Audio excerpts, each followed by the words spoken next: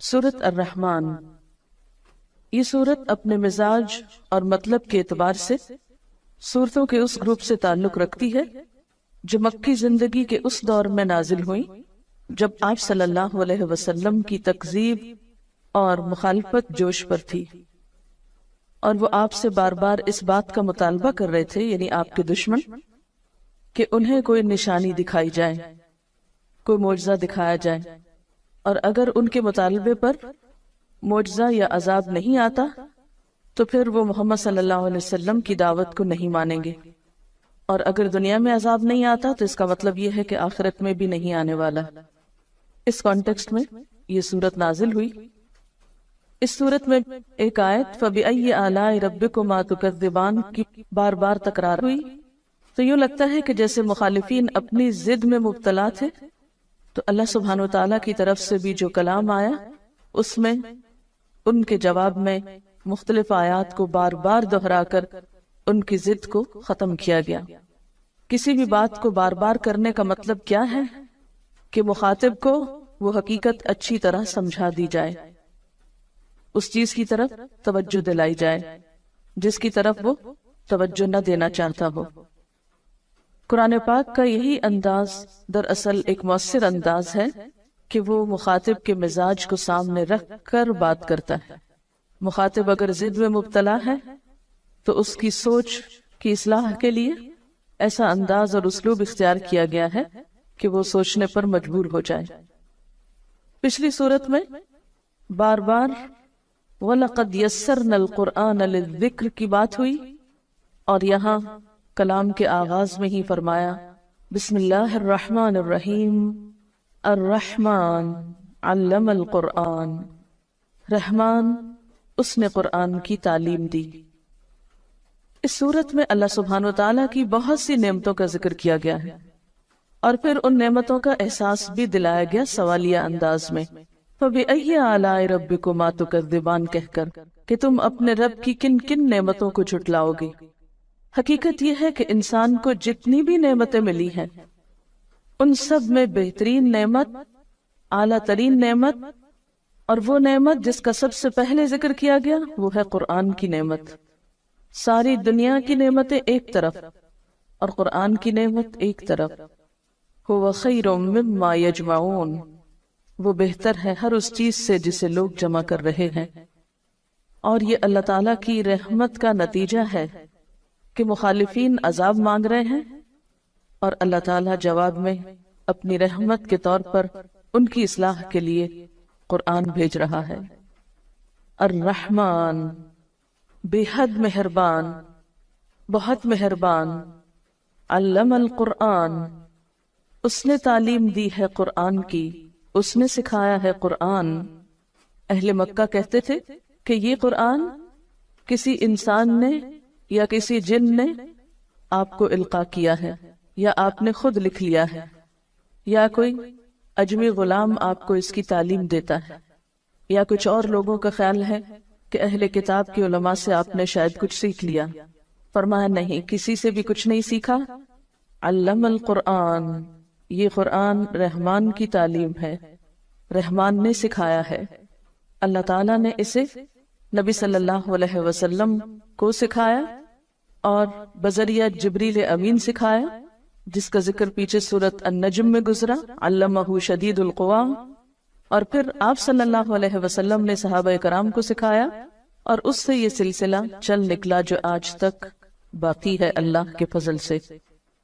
تو قرآن کی تعلیم دینا ایک بہت اعلیٰ درجے کا کام ہے جسے رحمان نے اپنی طرف منسوب کیا۔ الرحمن علم القرآن، اللہ تعالیٰ کی صفات میں سے بہترین صفت اس کی صفت رحمت ہے، اور اس میں بھی مبالغے کا صیغہ رحمان ہے، تو یہ اس کی رحمت ہے کہ اس نے اس کی تعلیم دی۔ اسی لیے بندوں میں سے بھی بہترین ان کو قرار دیا گیا جو قرآن سیکھیں یا سکھائیں۔ گویا جو شخص یہ چاہتا ہو کہ اس پر اللہ کی رحمت نچھاور کی جائے، اللہ تعالیٰ کی رحمتوں کو پائے، اس کے لیے پھر اس کے سوا کوئی راستہ نہیں کہ اس قرآن کو سیکھے اور سکھائے، یا اس کو لوگوں تک پہنچانے کے لیے کوشش کرے۔ اور یہ حقیقت ہے کہ جو شخص بھی اپنی زندگی، اپنے وقت، اپنے مال، اپنی صلاحیتوں کا کچھ حصہ بھی اس کی تعلیم کو عام کرنے میں استعمال کرے گا، اللہ تعالیٰ اس کی ان تمام چیزوں میں برکت پیدا فرمائے گا اور اپنی خاص رحمت سے نوازے گا۔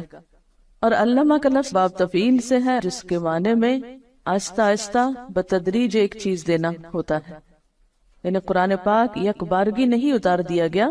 بلکہ تھوڑا تھوڑا کر کے اتارا گیا۔ اور ویسے بھی قاعدے کے مطابق باب تفعیل جو ہے یہ متعدی ہوتا ہے، جس کا معنی یہ ہے کہ اس کے پھر دو مفعول ہوں گے، پہلا وہ علم جس کو سکھایا جائے یعنی پہلا مفعول، اور دوسرا وہ شخص جس کو سکھایا جائے۔ تو یہاں پر علم القرآن میں پہلا مفعول تو قرآن ہے، یعنی قرآن کی تعلیم دی، اور دوسرا کیا ہوگا کہ وہ شخص جس کو دی گئی یعنی رسول اللہ صلی اللہ علیہ وسلم، اور پھر آپ کے ذریعے سب تک یہ ہدایت پہنچائی گئی۔ تو الرحمن علم القرآن، رحمان نے تو ایک خاص طریقے پر قرآن کی تعلیم دی، آہستہ آہستہ سکھایا، لیکن ہم کیا چاہتے ہیں کہ ایک دم بس پورا کر دیا جائے، چاہے سمجھ میں آئے یا نہ آئے، دل میں اترے یا نہ اترے، عمل کا حصہ بنے یا نہ بنے۔ خلق الانسان، اس نے پیدا کیا انسان کو، اس نے انسان کی تخلیق کی، یعنی انسان بندر وغیرہ سے ترقی کر کے، یعنی جانور سے ترقی ارتقا کر کے انسان نہیں بنا، بلکہ انسان جانوروں سے بالکل ایک الگ مخلوق ہے، مستقل مخلوق ہے۔ خلق الانسان،